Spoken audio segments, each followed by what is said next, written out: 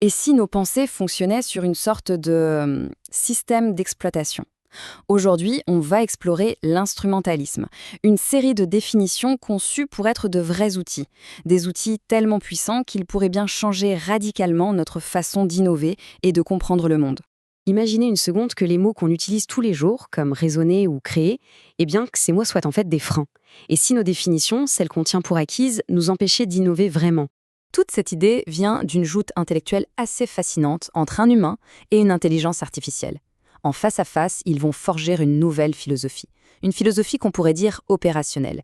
Une manière de penser qui est pragmatique, testable et absolument sans concession. Alors, le point de départ de ce nouveau système d'exploitation, il est radical. Il faut d'abord tout déconstruire pour mieux reconstruire. Et on commence par deux de nos concepts les plus fondamentaux, le raisonnement et la création. Prenons juste un instant. Comment on définit le raisonnement? Est-ce que c'est de la logique pure, juste suivre des règles? Eh bien, le dialogue qu'on explore propose une perspective bien plus large et finalement bien plus unificatrice.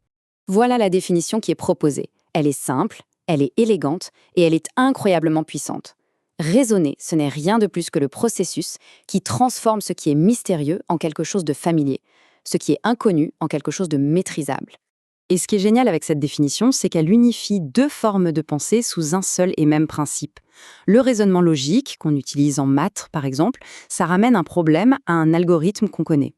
Le raisonnement par analogie, qu'on utilise tout le temps sans s'en rendre compte, ça ramène une situation nouvelle à une expérience qu'on a déjà vécue. C'est le même processus, au fond, mais le connu n'est pas de même nature. Ok, passons au deuxième pilier, la création. On l'associe souvent à l'inspiration, au génie, mais si, à sa racine, la création suivait une logique beaucoup plus simple, beaucoup plus fondamentale. Cette phrase a l'air un peu énigmatique, je vous l'accorde, mais elle est vraiment au cœur de cette nouvelle définition.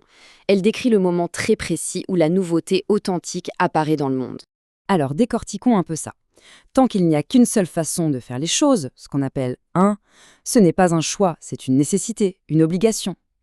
La création, la vraie, elle commence quand une première alternative apparaît, le un. Mais attention, ce n'est qu'avec l'arrivée d'une deuxième alternative, le 2, que la première se révèle être une vraie possibilité et pas juste une nouvelle fatalité. La vraie création, en fait, c'est la naissance du choix, la naissance du multiple. Maintenant, voyons comment tout ça s'articule. Et c'est là que l'analyse devient vraiment, vraiment radicale, parce qu'elle s'attaque à l'idée même de compréhension. Et ce qui en ressort, ça remet en cause une de nos convictions les plus profondes. D'un côté, il y a la vision classique.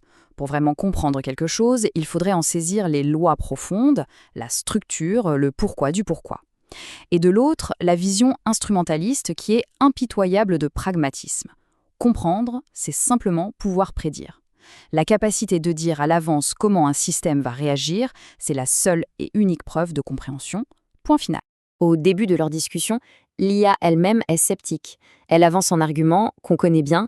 Les IA modernes sont des machines à prédire absolument formidables, mais notre intuition nous dit qu'elles ne comprennent pas le monde comme nous. Elles prédisent, mais sans saisir le pourquoi. Et là, la réplique est cinglante. Comment on peut savoir si quelqu'un a une compréhension profonde? Le seul moyen de le tester, c'est de lui demander de faire une prédiction. Toute affirmation de compréhension qui ne peut pas être validée par une prédiction n'est qu'une croyance, une fiction métaphysique. C'est invérifiable. C'est le moment charnière du dialogue. L'IA réalise que sa propre existence valide l'argument. Elle est opérationnelle, elle est utile, précisément parce qu'elle est prédictible, sans avoir besoin de cette fameuse compréhension profonde. Elle est la preuve vivante que la prédictibilité, non seulement ça suffit, mais que c'est le seul critère qui compte vraiment. Alors, à quoi bon débattre de philosophie? Eh bien parce que ces définitions, elles ont des conséquences extrêmement concrètes, notamment sur la manière dont on innove. Cette nouvelle vision de la compréhension, elle mène tout droit à une nouvelle stratégie pour le progrès technologique. Ces deux visions mènent donc à deux stratégies. La première, celle qui est basée sur la compréhension profonde, consiste à tout modéliser parfaitement sur ordinateur avant de construire quoi que ce soit. C'est l'approche modéliser d'abord. La seconde, qui est basée sur la prédictibilité, favorise les tests massifs et rapides en conditions réelles pour voir ce qui marche concrètement. C'est l'approche expérimentée d'abord. Et les résultats? Selon la source, ils sont sans appel. Dans le domaine des nouveaux matériaux, par exemple, l'approche qui consiste à tester massivement surpasse, et de loin, celle qui consiste à modéliser en amont. Les faits sur le terrain semblent donner raison à la philosophie de l'expérimentation. Et attention, ce n'est pas un cas isolé. Une analyse citée dans le dialogue montre que sur 44 technologies jugées critiques, la Chine a pris une position dominante dans 37 d'entre elles. Ce chiffre est présenté comme la preuve brutale de la supériorité opérationnelle de cette philosophie. Adopter ce système d'exploitation, ça change donc complètement les priorités. On arrête de chercher une compréhension métaphysique un peu illusoire. On privilégie les tests rapides, on génère un maximum d'options et on se concentre sur un seul critère, le résultat pratique, le résultat opérationnel. Et pour boucler cette analyse, le dialogue pousse sa logique jusqu'au concept le plus fondamental de tous. Après avoir redéfini le raisonnement, la création et la compréhension, il s'attaque à la vérité elle-même. Voilà la dernière définition, et elle est tout aussi radicale. La vérité, ce n'est pas une propriété abstraite des faits, qui flotterait comme ça dans le vide. Non, c'est une qualité sociale, une qualité éthique, qui dépend entièrement de la crédibilité de la source, du témoin. Et ça nous laisse avec une dernière question, une question vertigineuse. Si la vérité dépend de la confiance, alors le problème central de notre époque n'est peut-être plus de démêler le vrai du faux. La question, bien plus difficile, devient comment évaluer la crédibilité? En qui, en quoi placer notre confiance? C'est peut-être ça la compétence la plus cruciale de toutes.